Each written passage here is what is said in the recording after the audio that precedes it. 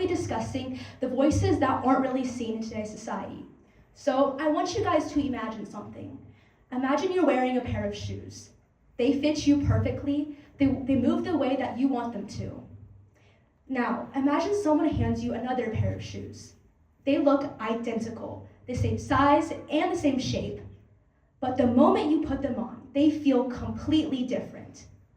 They start pinching in places that you didn't expect them to, and a task as simple as walking starts becoming something that you need to think about. That is what it means to understand how the other shoe walks. Now, growing up, many of us have heard the saying, put yourself in someone else's shoes. But the truth is, many of the systems that govern our everyday lives do not have anyone who ever done this, especially in the fields of policy, law, and government. Growing up, I've always wanted to be a lawyer. I did some research about becoming a lawyer, and I found a statistic that was shocking. At top law firms, Asian women made up 1% of leadership positions. 1%. And I remember staring at that number and thinking, what does that mean for someone like me? I also brought this idea up at home to my parents. I told them how I wanted to be a lawyer. And my dad had told me something that stuck with me. Maybe this isn't the right career pathway for you, because people like you aren't really in it. Now, I don't think he meant this in a harmful way. I think he meant it out of protection. And the truth is, millions of others also experience the same thing. That moment made me realize something bigger. Maybe the issue isn't that people like me aren't in that field. It's what happens when they're not. And this isn't just my experience. Globally, people under the age of 30 make up over half the global population. Yet, less than 2% of parliamentary roles are made up of people who are under the age of 30. Similarly, women make up 49% of the global population, yet less than a quarter of them take up leadership positions in government, policy, or legislative roles. This is a massive issue, and that creates a problem, not out of fairness, but the problem is directly from understanding. Because if you've never had to walk in a certain pair of shoes, you don't know what obstacles exist, you don't know how it fits, and you don't know when it slows someone down. This is the issue that led me to directly start my nonprofit called Actify.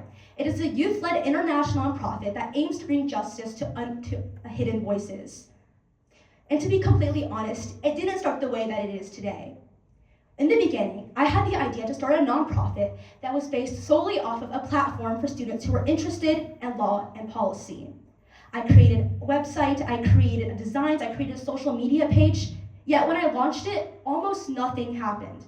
It was completely stagnant, and my chapters weren't growing, no one was joining. So then I thought to myself, how can I fix this issue? What is causing this to happen in the first place? And I realized that I wasn't putting myself in other people's shoes.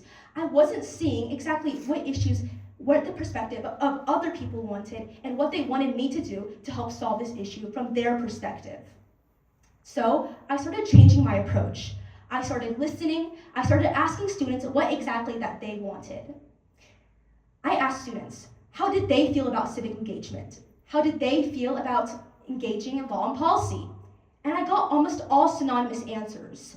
Most people said that they weren't really civically engaged, not because that they didn't care, but mainly because they didn't know how to, and they didn't feel like they belonged in those spaces.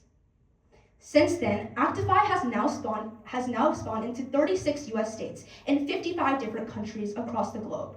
And now what we do is we help publish written research. We help publish people's opinions. We help them get connected with policymakers and legislators, and we help them understand the legislative process that allows them to pursue a career in law and policy in the future.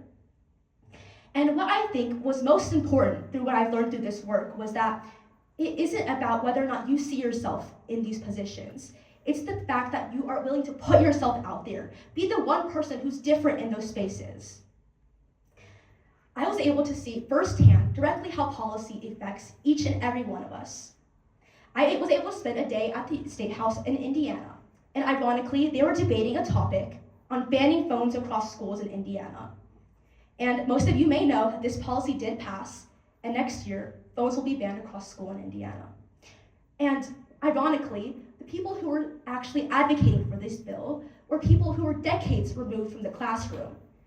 One senator had told us, quote, "Back in my day." And I remember sitting there and thinking, back in your day, that's the exact issue. Because the truth is that it isn't back in your day, it's now. And most of the times, in the modern times, when students communicate, how they learn, and how they entertain themselves is through technology, and you have to adapt to that. And the main issue was that not a single student perspective was there to stand up for it. Not a single voice. This is a huge issue across America, where we have legislators who are making decisions for us, where we have school boards making policy for students without even including the opinions of the students that are directly being affected by it. There was also a bill that was a bit less serious. It was deciding Indiana's official state sandwich. The decision was leaning towards the pulled pork sandwich. And this may not seem like an issue, but a student next to me had told me, "What about the Muslim population across Indiana?" That made me stop and realize that something as simple as a sandwich, something that was meant to be not harmful, but entertaining, can accidentally exclude people through the community when those people aren't there to speak up for themselves. So this made me realize something else, that we need to focus on inclusivity. We need to start speaking up, and we need to start advocating for policies that will directly affect each and every one of us. Because the goal right now isn't to fit within the system. The goal is to change it and to allow each and every one of us to have a voice in that system and be confident enough to pursue a career in law and policy.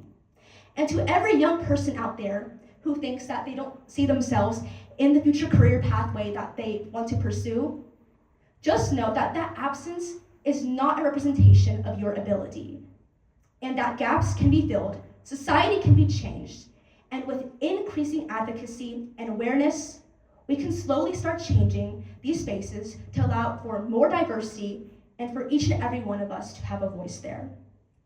And for those in positions of influence, educators, legislators, policymakers, know that representation is not just a favor, it's your responsibility. And remember, to not just acknowledge different shoes, it's to learn from them, grow from them, listen to them, and walk in them. Thank you.